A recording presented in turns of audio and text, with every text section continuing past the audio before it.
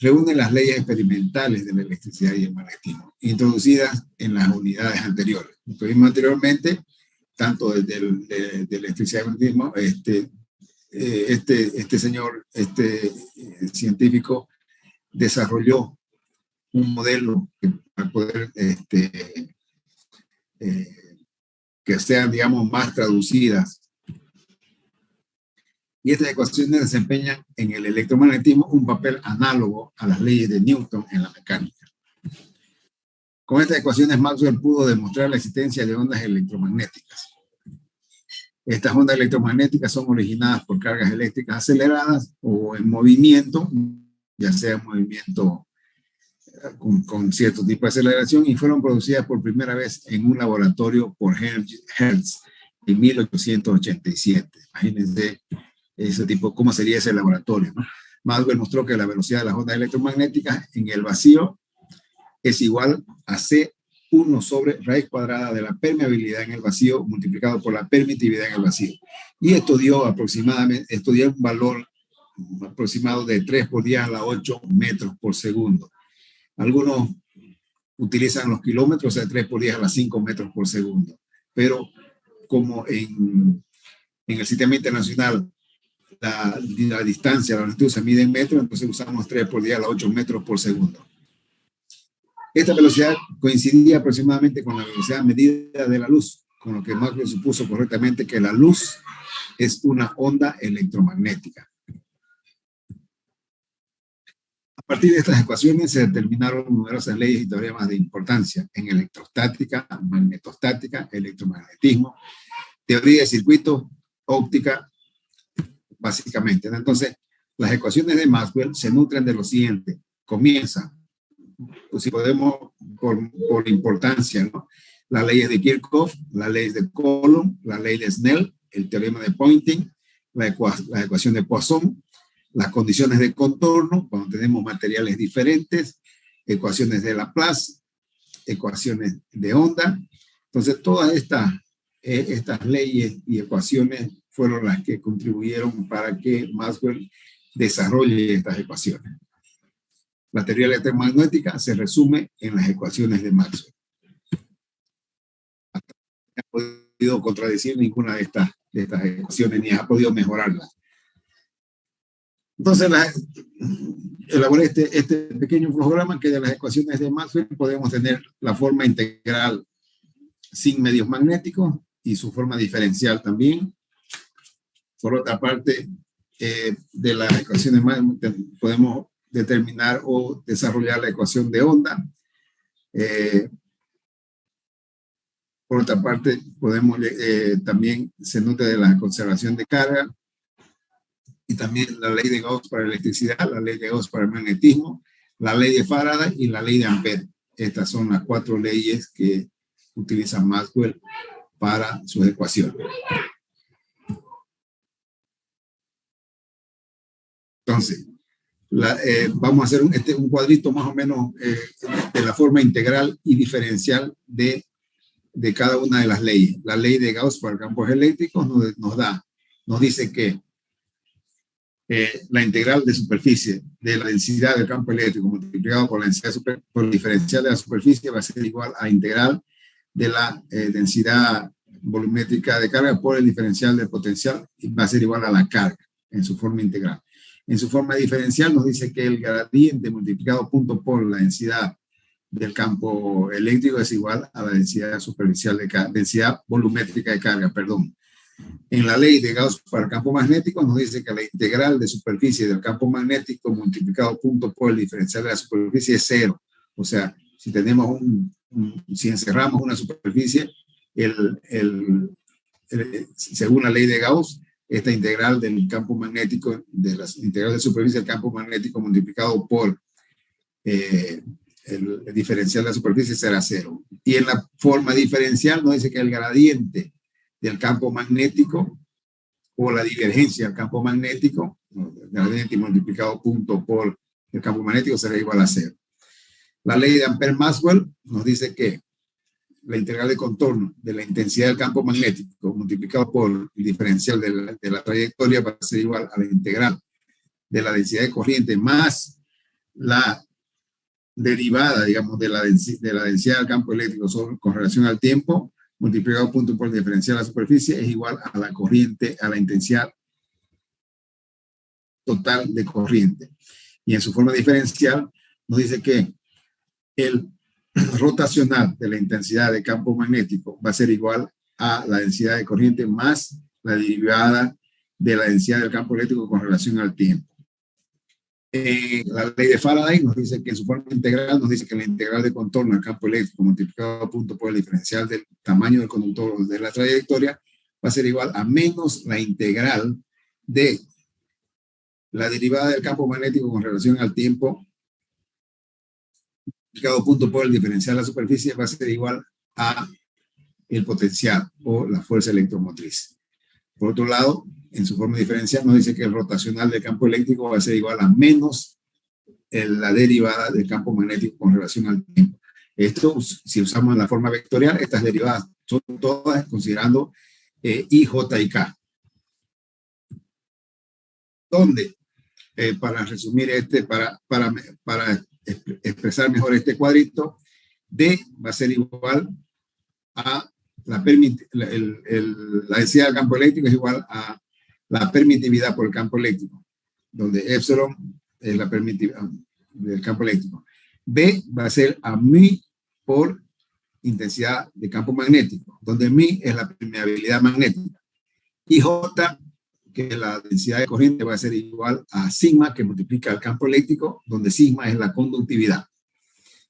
Y J es la densidad superficial de corriente, como vimos antes que en los conductores la corriente interna es 0 y la corriente superficial tiene un valor. Q es la carga eléctrica, I la corriente eléctrica, V voltaje y sigma es la densidad volumétrica de carga eléctrica. Maxwell juntó estas 4 leyes y le dio una forma matemática, que es la que hasta ahora se utiliza para muchas soluciones.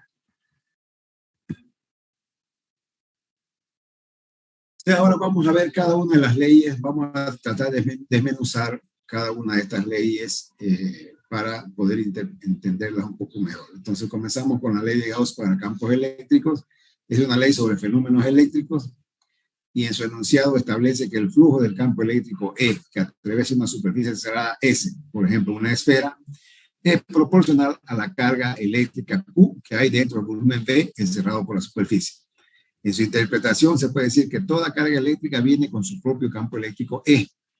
No es que adquiere un campo eléctrico, ya viene con su campo eléctrico. Por convención, el campo eléctrico E se representa como vectores que salen de la carga positiva en todas las direcciones y van a ella si es negativa. Existen monopolos eléctricos y también dipolos, en el caso de campos eléctricos, ¿no? Entonces, gráficamente podemos mostrar que aquí tenemos un volumen que tiene una superficie S que cierra un volumen donde tiene una carga Q. Entonces la densidad va a ser igual a la permitividad por el campo eléctrico, donde la integral de contorno de esta superficie va a ser igual a la densidad del campo eléctrico que multiplica punto por el diferencial de la superficie. Y a su vez va a ser la integral de la densidad volumétrica de carga eléctrica por el diferencial del volumen, que va a ser igual a la carga total encerrada en esta superficie que determina este volumen.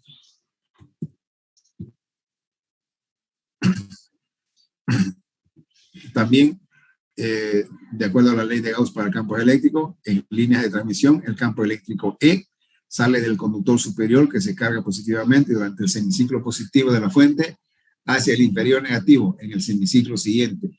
Se invierte. Entonces aquí tenemos para líneas de transmisión, tenemos una fuente, una impedancia, entonces sale de la parte positiva para la parte negativa del campo eléctrico. La unidad de carga es el electrón. Aquí un recordatorio, 1.6 por 10 a la menos 19 coulombs.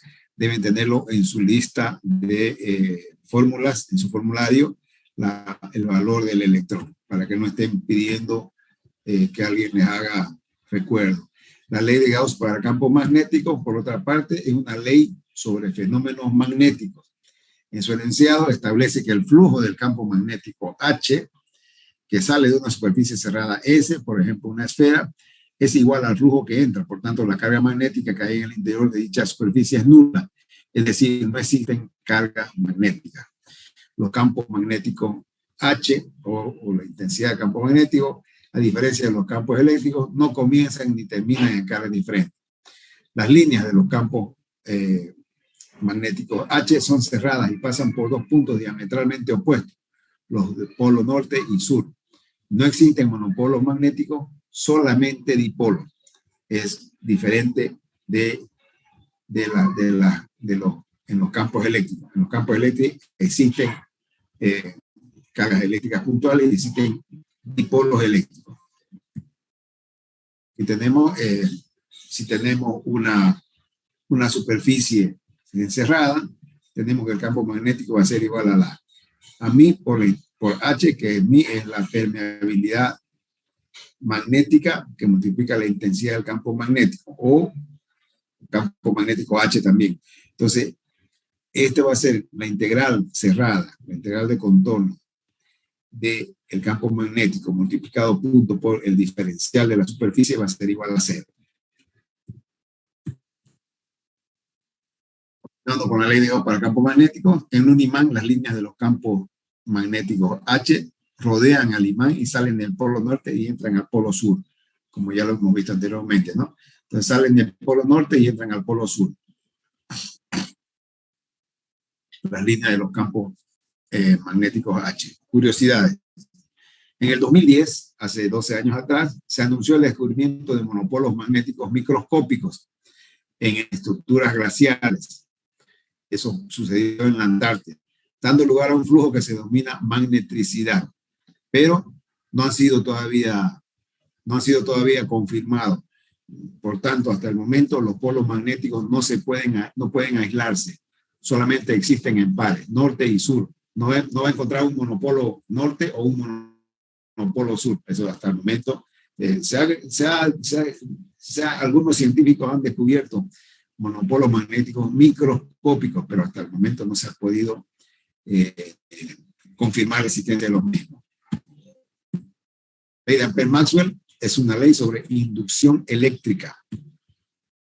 En su enunciado establece que un campo magnético H vectorial de forma circular es generado por la corriente eléctrica que fluye por una superficie S encerrada por un dicho círculo. Aquí tenemos en el gráfico inferior del lado izquierdo.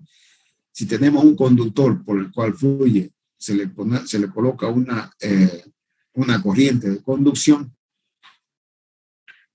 va a producir una densidad de corriente de inducción alrededor de esta superficie S, y tendrá un campo magnético H que es tangencial a esta densidad de corriente. Luego, la densidad de campo eléctrico va a ser igual a la permitividad por el campo eléctrico. Habrá un campo eléctrico aquí entre estas dos placas, en la placa del capacitor.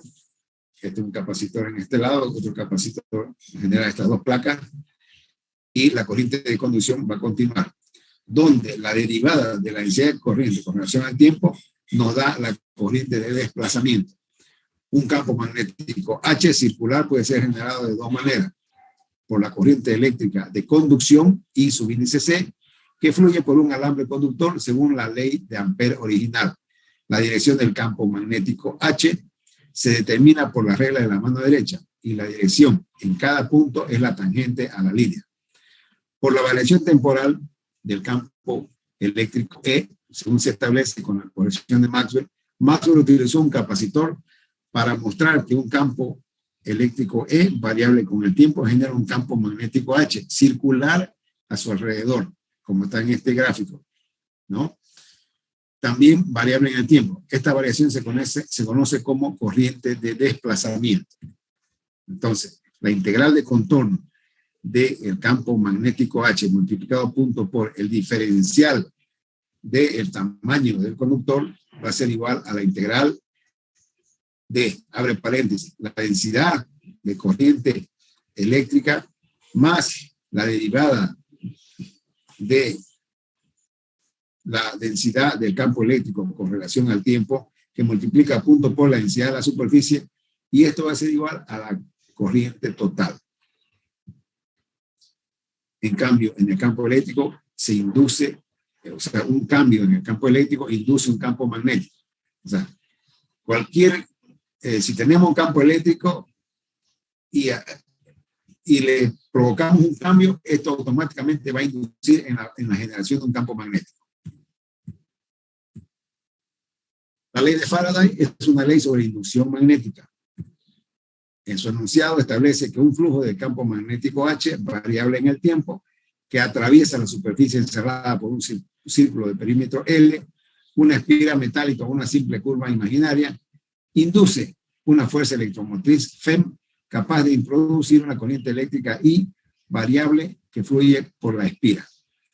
Nota, el sentido de la corriente inducida compensa la variación del flujo magnético. En su interpretación, la variación de un campo magnético H induce una fuerza eléctrica que mueve cargas en un circuito cerrado. Es decir, induce un campo eléctrico E. Este campo no es un campo electrostático causado por cargas eléctricas. No va de carga positiva a la carga negativa. Se trata de un campo eléctrico E que tiene líneas de campo cerradas alrededor del campo magnético H. Así como tenemos una corriente, digamos, que va a fluir circularmente en sentido antihorario, y esto va a producir un campo magnético H, y en un perímetro L va a producir, esta corriente va a producir que se genere, que se produzca o que aparezca un campo magnético H. Entonces, la integral cerrada del campo eléctrico multiplicado punto por el diferencial de este lazo, de este tamaño de este perímetro por donde circula la corriente, va a ser igual a menos la integral de la derivada con relación al tiempo del campo magnético multiplicado punto por el diferencial de la superficie. La superficie es la superficie de esta área por donde circula la corriente, y eso nos va a dar el potencial o la fuerza electromotriz. Entonces, de aquí se determinó que el campo magnético H es perpendicular al campo eléctrico E. Cambio en el campo magnético induce un campo eléctrico, como vimos anteriormente, ¿no? Antes, cuando movíamos el campo eléctrico, producía un campo magnético. Ahora, con estas ecuaciones, con la ley de Faraday, nos dice que cuando cambiamos algo en un campo magnético, producimos un campo eléctrico. Aporta el conocimiento. Maxwell predijo la existencia de la onda electromagnética. Entonces, en su primer aporte de la hipótesis de la corriente de desplazamiento, se desprende que hay un cambio en el campo eléctrico E. O sea, un cambio en el campo eléctrico E induce un campo magnético H. Además, se sabe de los trabajos de Faraday que un cambio en el campo eléctrico H induce un campo eléctrico E. De esta manera, los fenómenos eléctricos y magnéticos adquieren una simetría perfecta. O sea, como explica la teoría. Consecuencia, si en alguna región del espacio existe un campo eléctrico E que varíe con el tiempo, tiene que existir simultáneamente en otro campo el magnético H. Los dos campos deben existir al mismo tiempo, es decir, debe existir el campo electromagnético. En el caso estacionario, que no depende del tiempo, puede existir un campo sin que exista el otro. Por ejemplo, el campo eléctrico H producido por un imán es constante en el tiempo y no lleva campo eléctrico E. Es lo mismo que cuando tenemos una carga eléctrica quieta, una carga que no se mueve, va a producir un campo eléctrico estático. Con base en la teoría de Maxwell se iniciaron aplicaciones prácticas como las comunicaciones inalámbricas. O sea, imagínense, esto fue descubierto en 1800 y en base a esta teoría fue que se aparecieron se hicieron las prácticas para determinar las comunicaciones inalámbricas, que hoy en día cada día están más perfeccionadas. Segundo aporte, Maxwell encontró que cada uno de los dos campos debe satisfacer una ecuación que resultó tener la misma forma matemática que la ecuación de onda, la que describe la propagación de ondas mecánicas como la que se propaga en un cable, en un estanque, en el sonido, etc. Esto significa que si en un instante el campo eléctrico E tiene un valor determinado en un punto del espacio, en otro instante posterior, en otro punto del espacio, adquirirá el mismo valor. Y lo mismo ocurre con el campo magnético H. Consecuencia, los campos eléctricos y campos eléctricos E y campos magnéticos H se propagan en el espacio y como no pueden existir separadamente, el campo electrostático es el que realmente se propaga en forma de onda electromagnética, conocida como onda de radio. Las ecuaciones predicen el valor de la velocidad con la que se propaga el campo electromagnético, que resulta ser igual a la velocidad de la luz. Este resultado se obtiene de una combinación de valores de cantidades de origen eléctrico y magnético. Existen razones para concluir que la luz, ya fuera de una vela, o la luz del sol, o la luz de un foco, es una onda electromagnética que se propaga de acuerdo con las leyes del electromagnetismo. Y tenemos el campo eléctrico en rojo, el campo magnético en azul, y aquí tenemos una propagación la dirección de propagación normalmente se la coloca en el eje X para que las ecuaciones o los cálculos tengan una consecuencia lógica. Y la longitud de onda la determina ya sea la cresta de esta onda magnética o ya sea la cresta de la onda del campo eléctrico. Las ecuaciones de Maxwell relacionan las variaciones de la intensidad de campo eléctrico E con la inducción magnética B, proporcional a la intensidad del campo magnético H. O sea, la inducción magnética y el campo magnético, la inducción magnética B, que también es proporcional al campo magnético H. O sea, son lo mismo, solamente que una es proporcional de la otra. Dejando ver que ambos campos se tienen que tratar conjuntamente y conseguir una sola entidad física, campo electromagnético.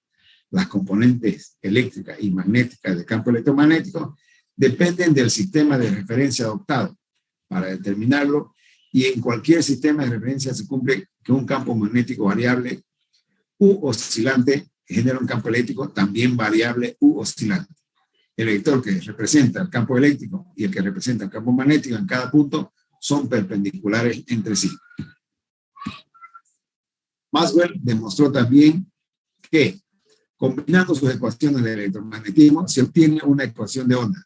Dedujo la expresión que calcula la velocidad de propagación de esa onda y sustituyó los valores de dos constantes que aparecen en dicha expresión. Una constante epsilon, llamada permitividad eléctrica, y otra μ, denominada permeabilidad magnética. Así obtuvo un valor para la velocidad de propagación del campo electromagnético en el vacío igual a 3 por 10 a la 8 metros por segundo, que es exactamente el mismo valor que ya se había determinado por otros procedimientos para indicar la velocidad de la luz. Maxwell tomó buena nota de esta coincidencia y la interpretó como una clara indicación de que la luz debía ser una onda electromagnética y dijo, la luz consiste en ondas transversales del mismo medio, lo cual constituye la causa de los fenómenos eléctricos y magnéticos. Entonces, más o menos una ilustración de la interactividad entre el campo eléctrico y el campo magnético. Y la velocidad de la luz es dada por el campo eléctrico máximo sobre el campo magnético máximo y es dada en metros por segundo. La contribución de Hertz demostró la existencia de ondas electromagnéticas. Hertz de la Escuela Politécnica Karlsruhe de Alemania, se interesó en la teoría propuesta por Maxwell, la reformuló matemáticamente y logró que las ecuaciones fueran más sencillas y simétricas. Desde 1884, Hertz realizó muchos experimentos sin éxito, hasta que en 1887 construyó en laboratorio un dispositivo radiador y otro detector de ondas electromagnéticas, predichas por Maxwell. Era la primera comunicación por radio de la historia. O sea, ¿no? En un laboratorio creó un generador y otro que detectaba esas ondas, uno que generaba las ondas electromagnéticas y otra que las detectaba. El ruso Alexander Popov continuó los experimentos de Hertz y en 1897, 10 años después, inventó una antena que le permitió comunicarse con un barco a 5 kilómetros de la costa.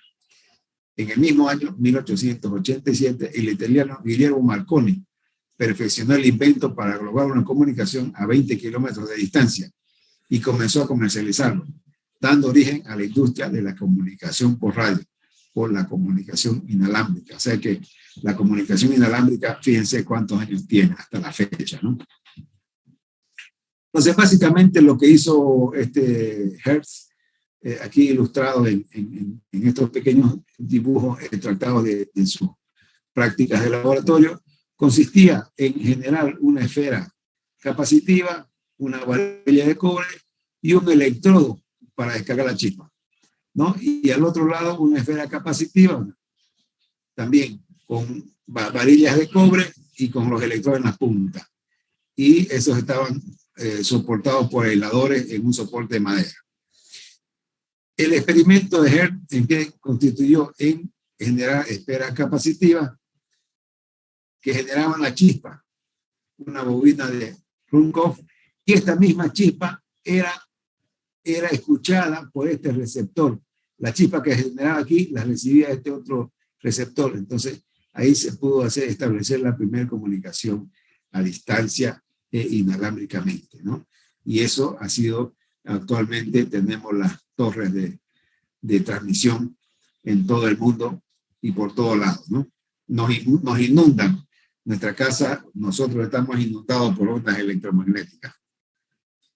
Gracias al experimento de Hertz se aceptó la teoría de Maxwell. Ahora vamos a hacer un pequeño ejercicio. Una onda electromagnética en el vacío tiene una amplitud de campo eléctrico E igual a 220 volts sobre metro. No se olviden que el campo eléctrico, cuando hablamos en de electrostática o campos eléctricos sin movimiento, o sea, de carga sin movimiento, no lo damos en Newton sobre Coulomb. Pero cuando entramos ya a ondas electromagnéticas, el campo eléctrico es mejor medirlo en volt sobre metro. Entonces aquí este ejercicio nos da un campo eléctrico de 220 volts sobre metro y nos pide calcular la amplitud del campo magnético correspondiente. Entonces, sabemos que en una onda electromagnética se cumple que la velocidad de la luz es igual al campo eléctrico máximo sobre el campo magnético máximo, donde la velocidad de la luz ya es conocida y es de 3 por 10 a la 8 metros por segundo. Luego, reemplazando o despejando el campo magnético máximo, tenemos que este va a ser igual a 733 por 10 a la menos 9 Tesla o 733 nanotesla. Como todos ya saben, 10 a la menos 9 es el nano, ¿verdad? Tiene que estar en su formulario también. Ahora, vamos a ver qué dice el chat. Vamos a hablar sobre las notas enseguida. Si se considera el espacio libre en el que no hay cargas, donde Q es igual a 0, ni corriente igual a 0, se tiene que... ¿Qué pasa?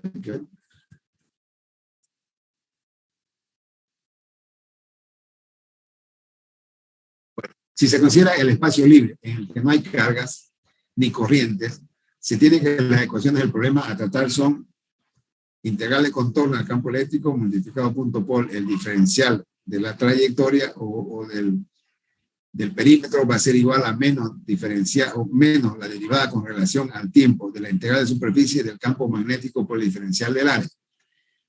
Y también tenemos que la integral de contorno del campo magnético multiplicado punto por el diferencial del perímetro va a ser igual a la permeabilidad en el vacío por la permitividad en el vacío que multiplica a la derivada con relación al tiempo de la integral de superficie del campo eléctrico multiplicado punto por el diferencial del área. Entonces, se supone que el campo eléctrico y el campo magnético son funciones del tiempo y de una sola coordenada espacial tomada como X. Se tiene que a partir de las ecuaciones anteriores se llega a, aquí tenemos que hacemos la derivada segunda del campo eléctrico con relación al tiempo va a ser igual a 1 sobre permeabilidad magnética por permitividad magnética, que multiplica a la derivada segunda del campo eléctrico con relación al eje X. Y en el caso del campo magnético lo mismo. Entonces tenemos que la derivada segunda del campo magnético con relación al tiempo va a ser igual a 1 sobre permeabilidad magnética por permitividad en el vacío, ambas en el vacío, del campo magnético, de la derivada segunda del campo magnético con relación al tiempo. Aquí tenemos que esto es la velocidad de la luz al cuadrado. Entonces es la ecuación de una onda plana. De aquí vamos a tener que campo eléctrico va a ser igual al campo eléctrico inicial, que multiplica al seno de K, que multiplica a X menos CT, y el campo magnético va a ser el campo magnético inicial, que multiplica al seno de K, que multiplica a X menos CT. Vamos a ver cuáles son esos parámetros. La densidad de la energía eléctrica va a ser igual a mi de la energía del campo eléctrico va a ser igual a la permitividad en el vacío, que multiplica el campo eléctrico al cuadrado sobre 2. La densidad de energía magnética va a ser igual al campo eléctrico, al campo magnético al cuadrado sobre 2 veces la permeabilidad en el vacío. Entonces, la densidad de energía electromagnética va a ser igual a la suma de la densidad de la energía eléctrica más la densidad de energía magnética. Entonces, sumamos las dos y vamos a tener que la densidad de energía electromagnética va a ser igual a la permitividad en el vacío, que multiplica al campo eléctrico al cuadrado sobre 2, más el campo magnético al cuadrado sobre 2 veces la permeabilidad en el vacío. Entonces, aquí vamos a tener la siguiente, en estos 3 dibujos tenemos que, por ejemplo, si agarramos un dipolo, donde inicialmente tenemos la batería con el circuito abierto, no existe campo eléctrico ni campo magnético. Al cerrar la batería, estas dos van a producir un campo eléctrico entre el polo, entre el positivo y el negativo, y un campo magnético que va a girar en torno tanto en el lado positivo como en el lado negativo. Y si cortamos la corriente, va a quedar solamente el campo eléctrico y el campo magnético será igual a 0. O si disminuimos la corriente a 0, ¿no? Entonces, la densidad de energía electromagnética, como lo vimos anteriormente, es dado por estas ecuaciones, y con el campo eléctrico o el módulo del campo eléctrico sobre el módulo del campo magnético, o el valor absoluto sobre el valor absoluto del campo eléctrico sobre el campo magnético es igual a la velocidad de la luz, tenemos que la densidad de energía electromagnética va a ser igual a, finalmente va a ser igual a la permitividad en el vacío, que multiplica al campo eléctrico al cuadrado, o el campo magnético al cuadrado sobre la permeabilidad en el vacío. Entonces, aquí en este gráfico que está a la derecha, representa las líneas de campo eléctrico en las cercanías de un dipolo. Esto estamos viendo el dipolo debido a que, fíjense que el campo magnético sale del lado izquierdo y entra al lado derecho. Y el campo eléctrico viene del elemento positivo al elemento negativo. Aquí tenemos una antenita que tiene un dipolo. Vamos a ver las longitudes de onda. Lambda, 2 lambda, 3 lambda, 4 lambda, 5 lambda, dependiendo de la longitud de onda. Para una antena, para el eje de la antena. La densidad de energía eléctrica, tenemos que, si colocamos una placa, un frente de onda, se llaman estas, los frentes de onda, donde se analiza el campo magnético y el campo eléctrico en cada frente de onda, y aquí está el flujo, ¿no?, de las líneas. Entonces, la densidad de energía electromagnética, como lo vimos anteriormente, es igual al campo magnético al cuadrado sobre la permeabilidad en el vacío. También es igual a la permitividad en el vacío por el campo eléctrico al cuadrado. Y la energía electromagnética, U, va a ser igual a la densidad de energía electromagnética por el potencial. Con el potencial que va a ser igual a un A que multiplica a C por un delta T, que es la variación con relación al tiempo. Entonces, la energía la energía electromagnética finalmente va a ser igual a mí por el potencial. Entonces va a ser igual a el campo magnético al cuadrado sobre la permeabilidad en el vacío, que multiplica al área por la velocidad de la luz por la variable del tiempo.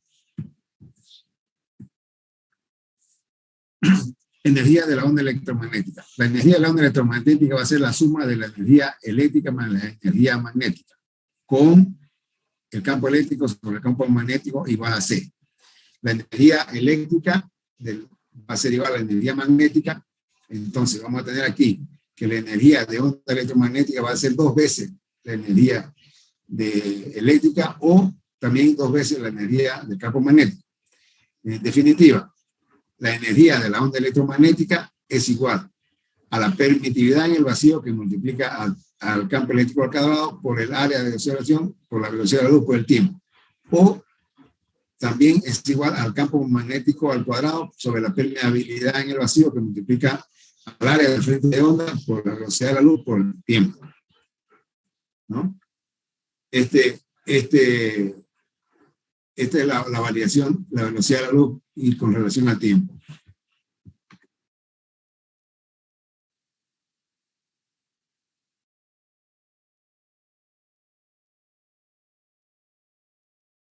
Bueno, nos vamos.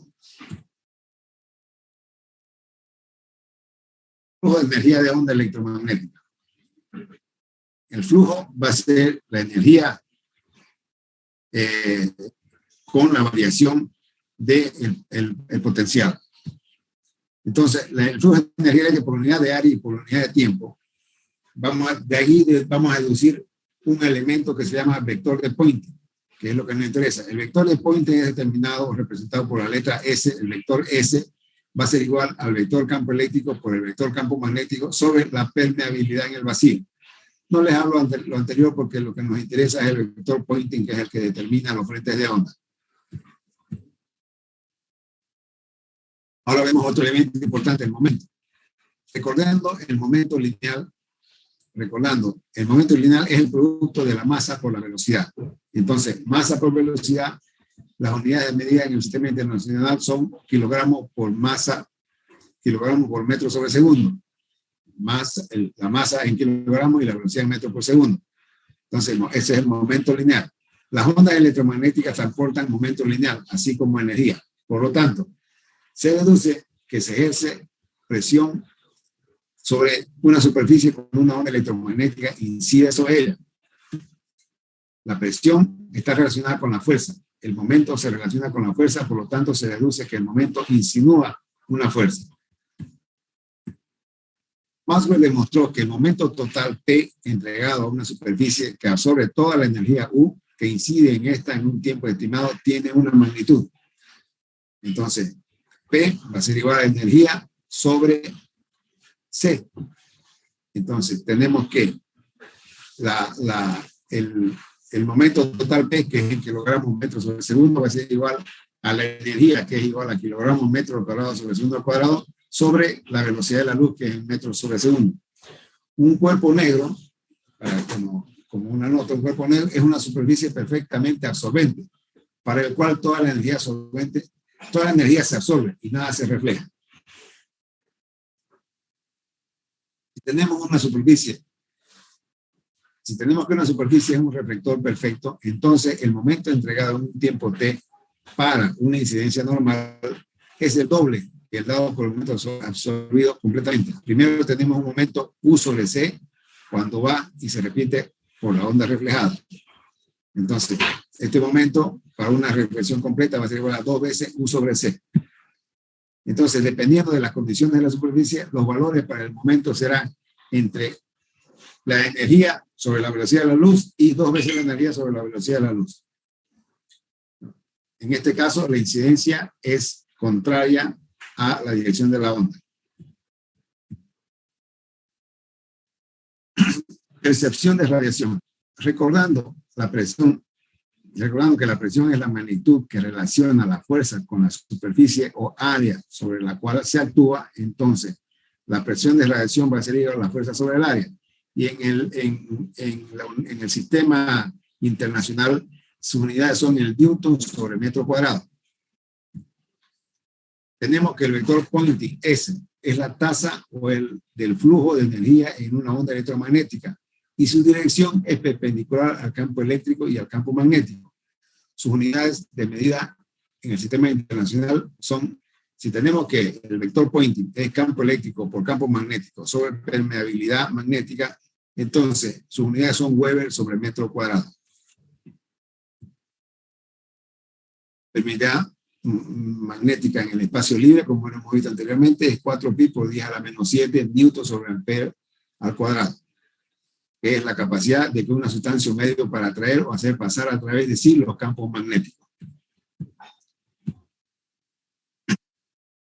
Maxwell dice que si el vector Poynting de la onda es S, la presión de radiación P, o la fuerza por unidad de área ejercida sobre la superficie absorbente perfecta, será. Entonces aquí tenemos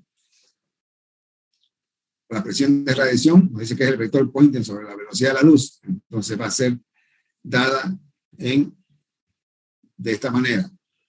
Va a ser determinada Weber sobre metro cuadrado sobre metro sobre segundo.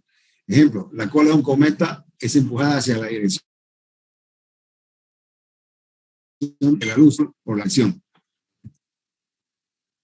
Si tenemos la superficie, si tenemos que una superficie es un reflector perfecto, entonces la presión de radiación ejercida para una incidencia normal es el doble que la presión ejercida cuando la absorción es completa. Primero tenemos la precisión S sobre C, vector Poynting sobre la velocidad de la luz, cuando va y se repite por la onda reflejada. Entonces la presión completa va a ser 2 veces el vector Poynting sobre la velocidad de la luz.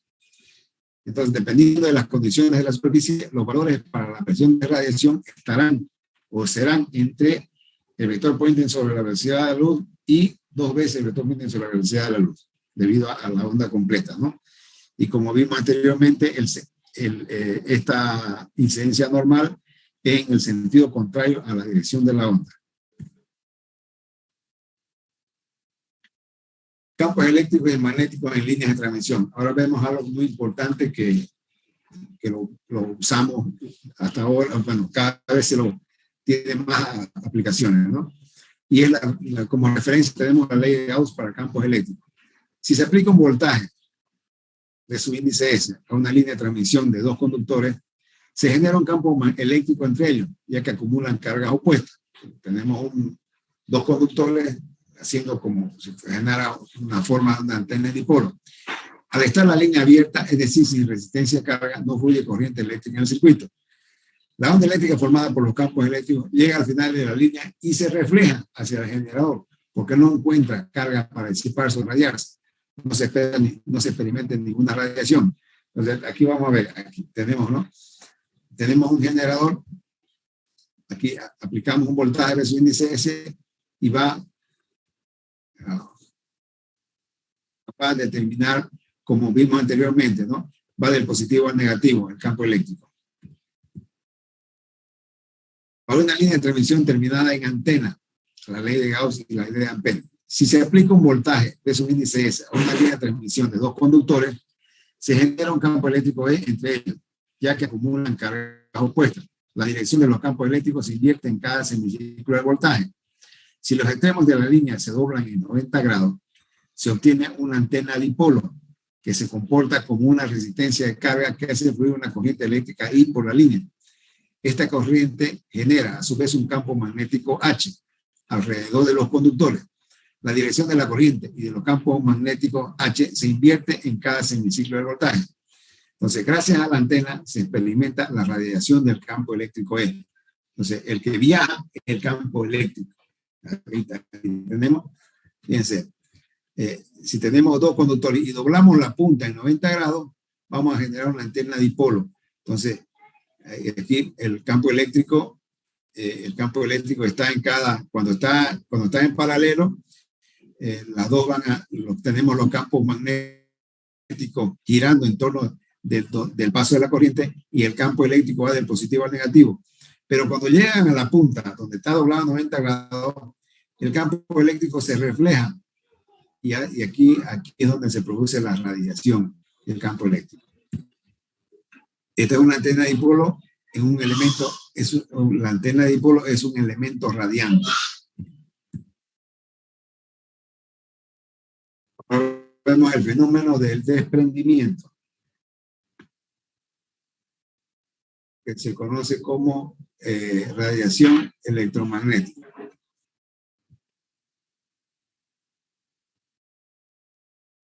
Bien.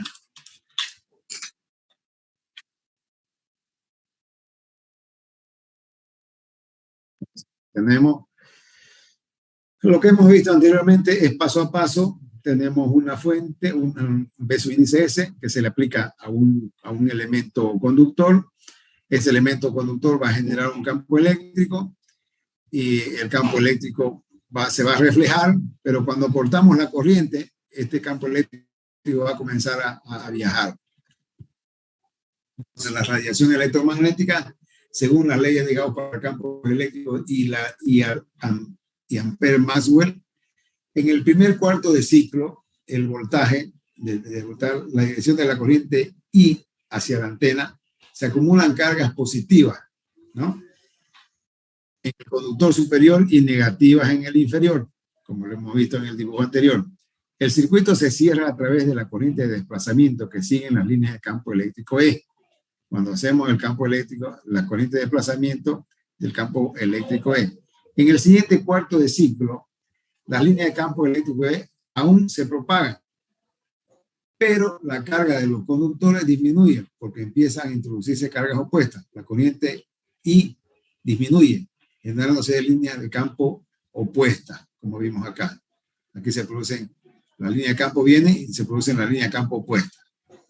Cuando el voltaje es cero, la corriente I es igual a cero, la neutralización de las cargas en los conductores hace que las líneas de campo eléctrico se cierren sobre sí mismas. En el siguiente ciclo se repite el proceso, pero en dirección opuesta, y así sucesivamente. Las ondas que se desprenden comienzan a propagarse respondiendo a los postulados de las leyes de Ampère, Maxwell y Faraday. Entonces, las que se desprenden y viajan son las ondas del campo eléctrico. La onda que se radia es una onda esférica. Las ondas se propagan respondiendo a los postulados de Maxwell. Entonces, aquí tenemos que cuando la onda se propaga, ¿no?, se propagan de esta manera. Va el campo eléctrico y el campo magnético lo acompaña.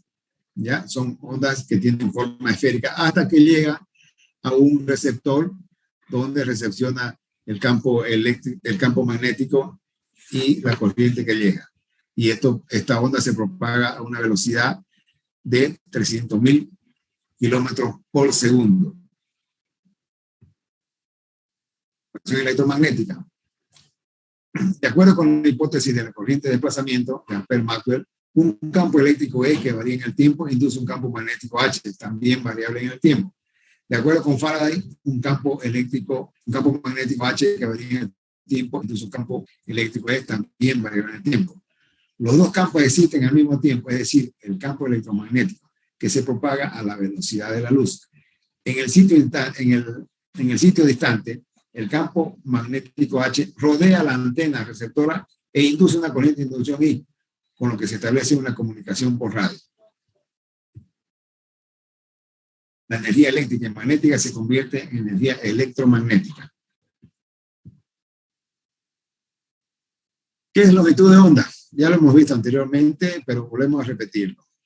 En una posición del tiempo, la longitud de onda es una onda, es la distancia lambda de una onda viaja a través de un medio de transmisión en un periodo de tiempo t. ¿Cómo se calcula? En función de la velocidad y la frecuencia de la onda. En las ecuaciones de Maxwell se establece que la onda de radio se desplaza en el aire a la velocidad de la luz c. Aquí tenemos un ejemplo de cómo se calcula la longitud de onda. Tenemos la velocidad va a ser igual a la distancia sobre el tiempo, la velocidad va a ser igual a la distancia sobre el tiempo o también va a ser igual a la distancia por la frecuencia. La velocidad es en metros por segundo, la distancia en metros, el tiempo en segundo. O sea, si seguimos esta secuencia de fórmulas, llegamos a que la longitud de onda es a C sobre F, donde C es la velocidad de la luz, que es 300.000 kilómetros por segundo, o 3 por 10 a la 8 metros por segundo. La lambda es la longitud de onda en metros, T es el periodo en segundos y F es la frecuencia de la onda en hertz. Pequeño ejercicio, les dejo aquí para que calculen. Calculen la longitud de onda en el espacio libre correspondiente a las frecuencias de 1 MHz, utilizada para la radiodifusión comercial AM, las radios AM, 900 MHz utilizada en telefonía celular, y 4 GHz utilizada en televisión por satélite en banda C. Aquí les dejo las respuestas para que ustedes puedan encontrar el valor correcto. Mejor dicho, estas son las respuestas para que ustedes ejerciten estos 3 ejercicios. A partir de 1 GHz, las ondas se describen como microondas. Espectro electromagnético. Es el conjunto de ondas electromagnéticas ordenadas de acuerdo a su frecuencia y longitud de onda. Aparte del espectro de 3 kHz a 900 THz, es usada para la comunicación inalámbrica. Aunque no hay una separación clara entre las ondas de radio y microondas, las ondas entre la frecuencia de 3 kHz y de 1 GHz se denominan normalmente ondas de radio, y las ondas con frecuencia entre 1 y 300 GHz se denominan microondas. Aquí tenemos una clasificación de acuerdo al tipo. Ondas de radio en su mayor parte son omnidireccionales. Cuando una antena transmite ondas de radio, se propaga en todas las direcciones y son útiles para envíos multipuntos, en los que hay un transmisor pero muchos receptores. En las microondas son directivas. Cuando hay una antena transmite microondas, se puede enfocar en forma muy precisa, o sea, tiene que tener una buena línea de vista, y son útiles para envíos punto a punto entre un transmisor y un receptor. Aquí tenemos el espectro electromagnético.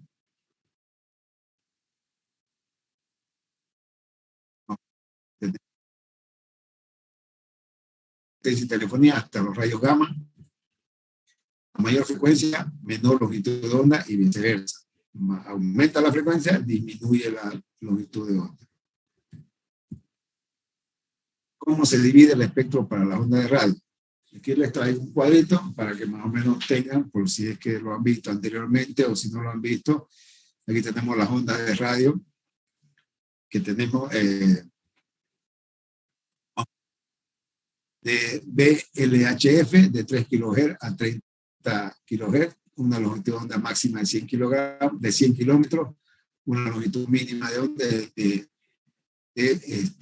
10 kilómetros. Comenzamos aquí. ELF, VLF, LF, MF, HF, VHF, UHF, SHF y EHF. Esas son las bandas que se tienen en las ondas de radio. Y van desde una longitud de onda de 0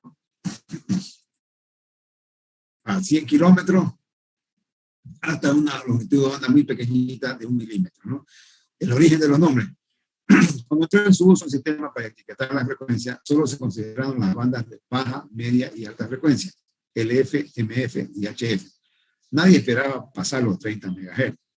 Cuando se pasaron los 30 MHz, se asignaron nombres tanto hacia arriba como hacia abajo. Así que las más altas se denominaron muy, ultra, super, extremadamente alta frecuencia. Y esas son VHF, UHF, SHF y EHF. Más allá ya no hay nombre. Sin embargo, se han sugerido las siguientes designaciones. Tremendamente, increíblemente, asombrosamente y procesamente. Esas son solamente sugerencias. Pero lo que nosotros usamos es hasta este segundo cuadro, hasta las extremadamente altas frecuencias, comercialmente, ¿no? La palabra radio viene de radius, que significa rayo en latín. Bueno, con esto terminamos esta parte de la unidad 4.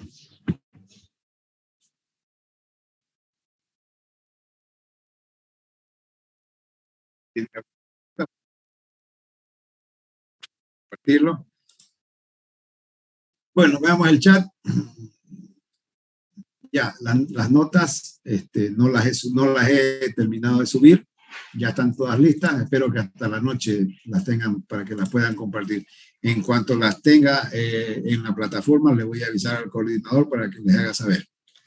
Pero no creo que pase de hoy día en la noche. ¿Listo? Bueno, ¿alguna consulta?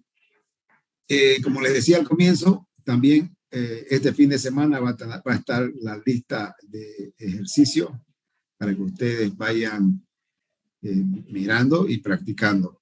El examen final es de las unidades 4 y 5.